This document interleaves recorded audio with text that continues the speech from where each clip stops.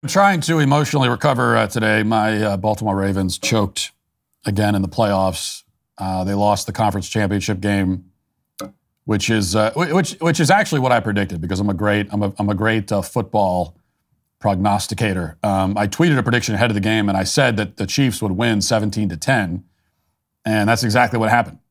Of course, technically, what my tweet actually said is that the Ravens would win 38-14. But as I explained later, that was actually a typo. It was kind of an autocorrect sort of thing. I meant to say Chiefs 17-10, and so a bit of a miscommunication there. But anyway, the point is the Ravens lost it. And worst of all, that means that Groundhog Day will keep repeating, and we have 2 more weeks of Taylor Swift. God help us all. And a lot more than 2 weeks, actually. Just 2 weeks of the football season. The 2 weeks of this intersection of Taylor Swift and this unholy intersection of Taylor Swift and football. But then it will go beyond that. If the Democrats have anything to say about it, as Forbes reports this morning, President Joe Biden's campaign is gearing up for November's general election by putting former President Donald Trump, the all but assured to be GOP nominee, in its crosshairs and planning a re-election bid dominated by abortion rights with the help of influencers and, it hopes, potentially Taylor Swift. According to the New York Times, the Biden campaign aims to make attacking Trump a central part of its re-election strategy. Oh, wow. Did that even need to be included, that line? The Biden campaign plans to attack their political opponent. It's an odd sort of innovative strategy they're going to try out this time around. We'll see. And attacking Trump of all people. I mean, we've never seen this before. I don't know. We've never seen Democrats attack Trump, so we'll have to see how this works out. Anyway, but they're going to bring in some people to help with this, and one of them is going to be, they hope, Taylor Swift. The Times reports noting applicants to a social media role for the campaign were advised not to describe their Taylor Swift strategy, given how many suggestions there have already been within the campaign about how to garner her support. One of those ideas, which the Times noted, was a bit in jest, is even to send Biden to a stop on Swift's Eras tour. And whether they do that or not, which I don't even think that's in jest. I mean, they probably will do that or something like it. They want to recruit Taylor Swift. Now, you may be wondering, how much impact would a Taylor Swift endorsement actually have? Well, according to the polls anyway, the answer is a lot of impact. The Daily Mail reports today, quote, Taylor Swift could heavily influence the way that Americans vote in the presidential election, with a fifth of voters saying they're likely to back a candidate that she endorses. The pop star's stratospheric influence on popular culture may sway the race to the White House, especially as new Gen Z voters join the electorate this year. In a poll conducted by Redfield and Wilton Strategies for Newsweek, 18% of voters say they're more likely or significantly more likely to vote for a candidate endorsed by Taylor Swift. Her sway was more visible with voters under the age of 35. No big surprise there. The election will see 8 million new voters in the U.S. electorate and a total of 41 million Gen Z voters. However, 17% said they would be less likely to vote for a candidate backed by Swift, which could bode badly for Democrat Joe Biden.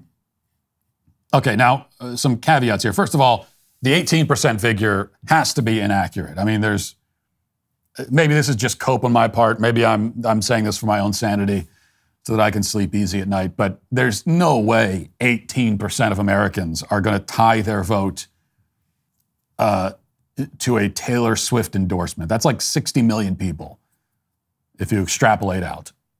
And it just can't be that high. Again, for my own sanity, I cannot believe that it's that high. But what we do know is that the number of Swift voters is not zero. It's probably significantly above zero. And now, sure, you've got the 17% who say that they'll vote against Taylor Swift, but I'm not going to hang my hat on that. A certain portion of the electorate doesn't like Taylor Swift. I don't think anyone's going to be motivated to go out to the polls to vote against Taylor Swift's endorsement. On election day, you look at the polling data, the exit polls, I don't think anyone's going to say, yeah, I'm just here to vote against Taylor Swift. That's all I care about. That's probably not going to happen. I think it is more likely that you'll have, especially young voters, especially young female voters, who are motivated in large part to go out to the polls because Taylor Swift told them to and told them what to do when they get there. So what do we make of that? Well, I think obviously it's just more confirmation of the point that I've been making forever. a point that has been proven now it's proven very unpopular, but it's also been confirmed time and time again, and I think more people are coming around to it, which is that universal voting rights are a mistake.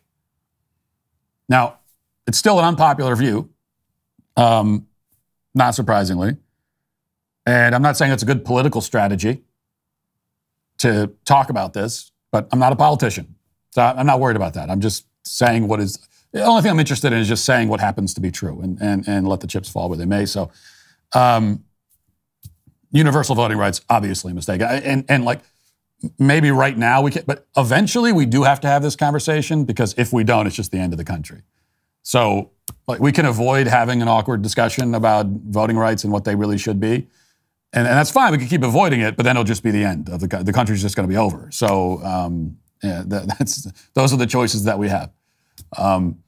There's a reason why the people who established this country never intended for it to work this way. Not everybody should have an equal say in how the country is run. Not everyone is fit to have a say. The sorts of people who would be persuaded to vote because Taylor Swift said so don't deserve to have voting rights. Obviously. And I don't say that ironically or as a joke or whatever, maybe as some people do. I really mean it. I mean, the idea that we have some sort of sacred obligation, which has been written in the heavens somewhere, to allow the dumbest morons on earth to vote our country into extinction. I mean, that idea is, it's ludicrous. It's suicidal. It's a suicidally stupid idea. There's a reason why, if you go back through history, you're really not going to find any intelligent person. Go back thousands of years, right, to the dawn of democracy.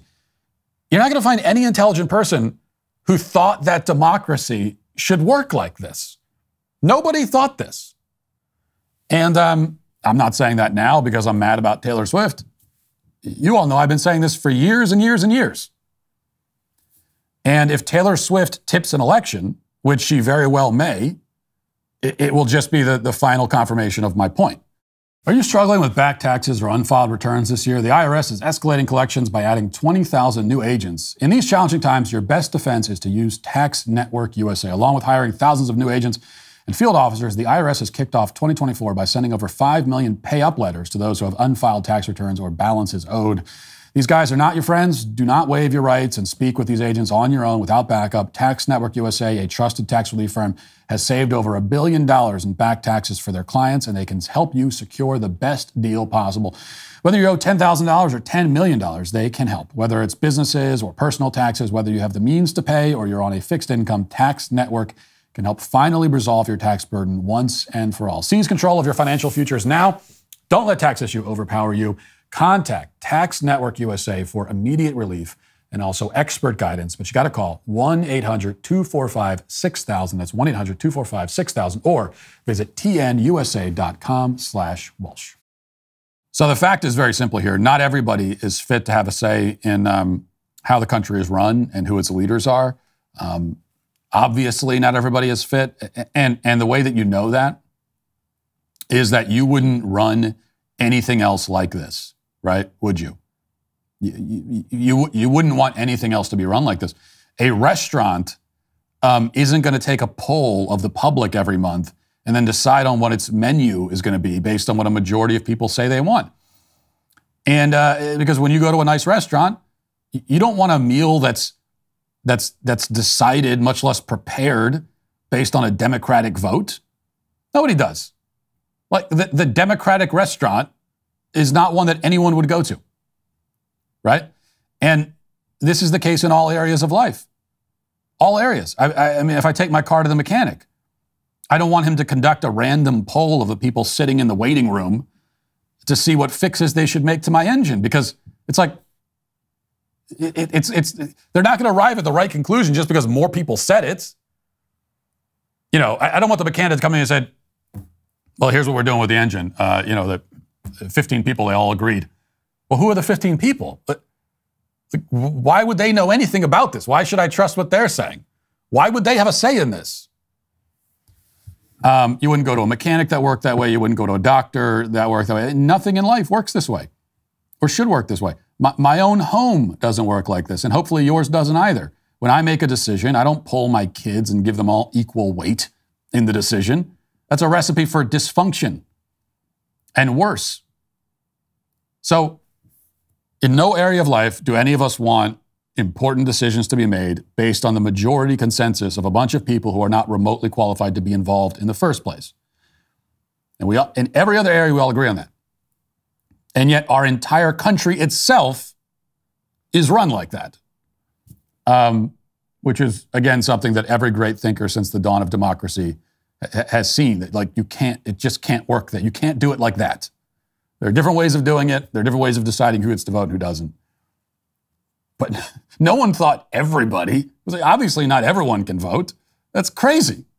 Why? Well, because you've got a bunch of morons who will actually go vote based on what Taylor Swift tells them to do.